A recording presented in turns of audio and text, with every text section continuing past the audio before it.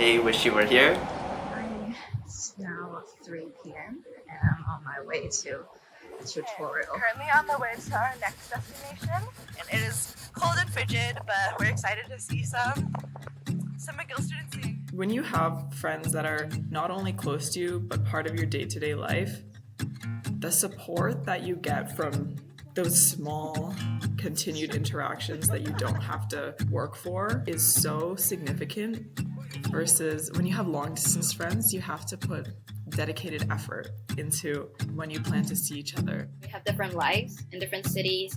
The people that we see, we engage with are so different, and the work and the school that we go to are all different from each other. It's quite easy to just fall apart. When I think about that, it's much more appreciated when my friends still take that step to maintain that connection with each other.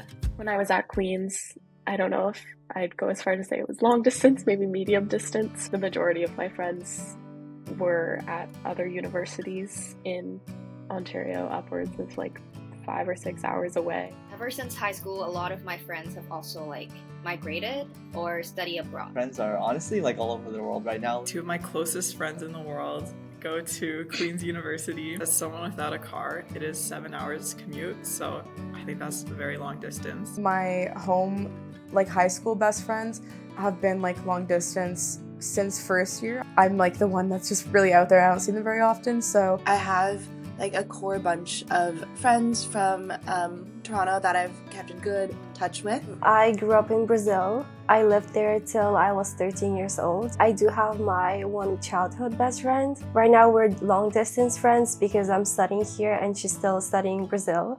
I have another batch of friends, which are many that I've made at school. A lot of my friends are located in Kingston. I met a lot of them here. And this bunch of friends is quite dispersed. I recently was studying abroad in Sweden for about 6 months.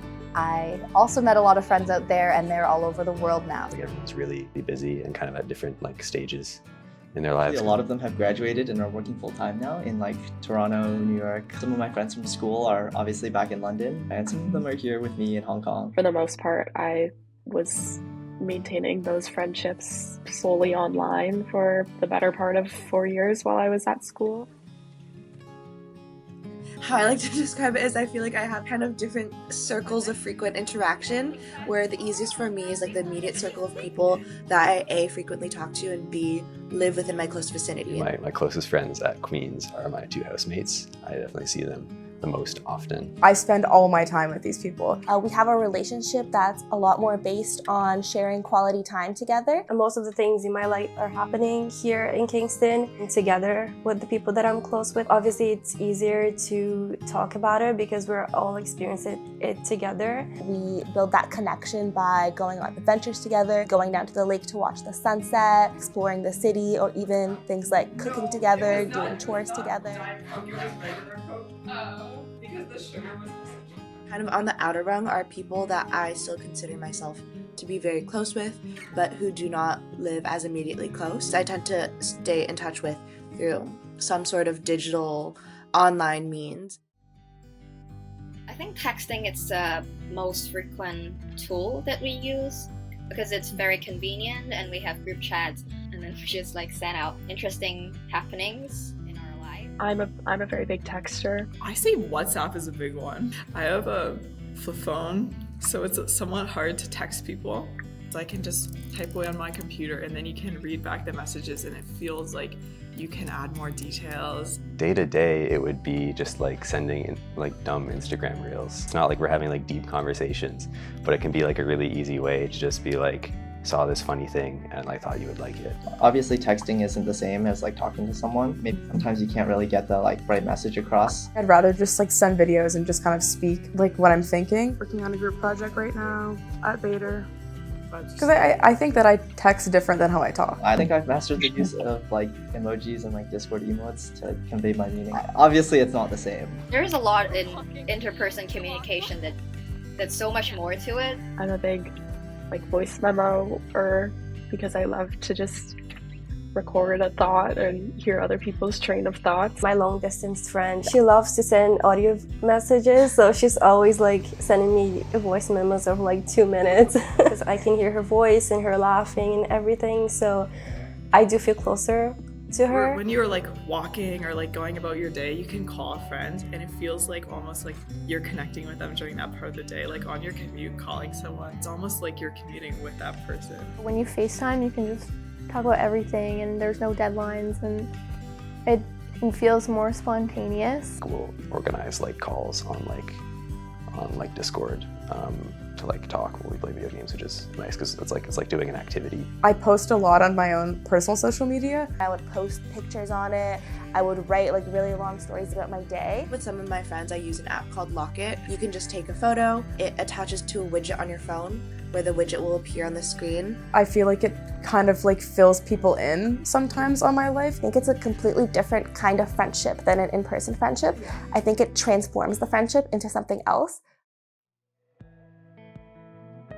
The disconnect, I think that is especially pertinent in this like social media age. You can still see your friends doing things, but you're not really involved in the things that they're doing. She's telling me about her life and I have to imagine it. It's a part of her life that I'm not part of. It's a little harder to have that like deeper connection. I would show more of like the campus and how it's so walkable. I don't have a car here, so I just walk everywhere. People always see that as a negative, but I feel like it'd be interesting for them to see. Sharing meals together is such a beautiful part of human connection that I miss it when I don't have it. It can make you feel like very empty, honestly. Having someone that you're so close to suddenly like be so far. Especially with the time zone difference. Even when you're like texting your friends back home and they would definitely respond, but they're just not up. So you don't have that support when you needed it. Physical distance does not equate to emotional distance, but it can feel that way. It can so easily feel that way. It's definitely hard and eye-opening for some relationships. Sometimes you would notice that like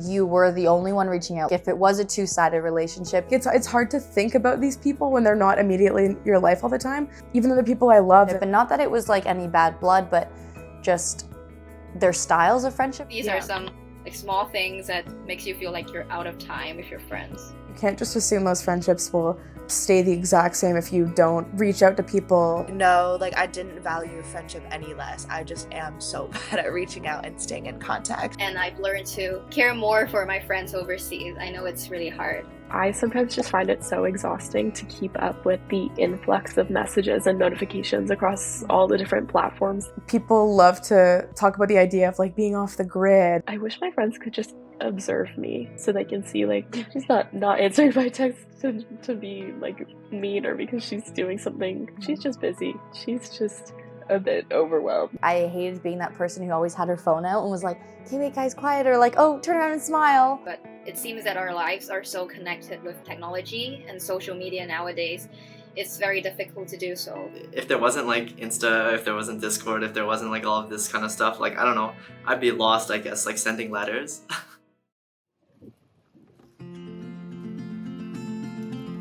Time apart makes it more special because you'll think that, oh, I don't know when the next time I'll be able to see this person. Maybe I'll be in a different chapter of my life. When we first see each other, it does feel a bit like, where do I start? Like, where do I start the conversation or whatever? It definitely feels like more of an event to see somebody that you are physically distant from. Before we meet, it does feel like a reward that we're about to meet. Oh, those moments are so beautiful. Like, I will always remember the anticipation of when you know you're going to see your long distance friend for the first time again. But once we meet, it's like, oh, like it feels like I saw you yesterday. One of my good friends is studying in Edinburgh right now. And when I do see her, we do like a full day breakfast to dinner. We have to meet up for like a whole day at least to like talk about everything. There seems to always be a moment where I'm at one side of the crosswalk, my friend's at the other side of the crosswalk, you run across the street and you hug. When I do go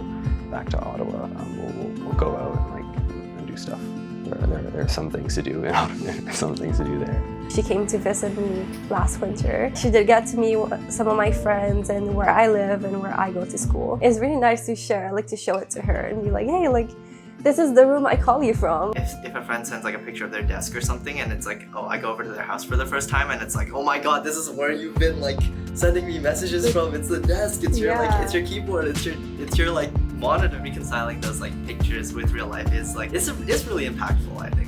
It's assumed we're doing like New Year's together. We'll probably have like a Christmas dinner together. It's just things like that feel very almost like a tradition now. At this like time and age where everything is like so fast moving, having something very constant and stable in your life, it's very important. It makes like acknowledging that you have to like go again also hurt that much more. I remember like seeing them over reading week, and I remember being there like in the moment thinking like, oh shit, I'm gonna be like trying to take everything in. You know that feeling where it's like you don't want like that day to end. Being older and having those long distance friendships really taught me about like friendships in general. Especially in the last few years since adulthood, I feel like I've gotten to know myself better. In some ways, it's a lot easier to maintain friendships when you're a kid. When we're in like, I don't know, like in kindergarten, we just have so many friends. Every one of the kids is our friends, but like we don't have so much time now. Friendships take time and dedication to foster, and you only have so much time and dedication on your hands. The hard truth is you really do need to be more mindful of like how you spend it. Now that I'm older, I have the autonomy to go and visit my friends if I want to. Wherever you go in the world, you can find a friend. It's not like all of my friends have to be from this one city that I grew up in or the city that I moved to. There's ways to find friends everywhere, and it's a testament to the strength and the reality of that friendship that it can be maintained long distance. I want my long distance friends to know that even though we're apart, I think about them a lot. Like I have their photos on my wall. Distance definitely makes the heart grow fonder. A lot of things I see remind me of people, and whether it's funny or it's sad or it's like a color or like a view. Don't wait for something special to like share it, even like little everyday things.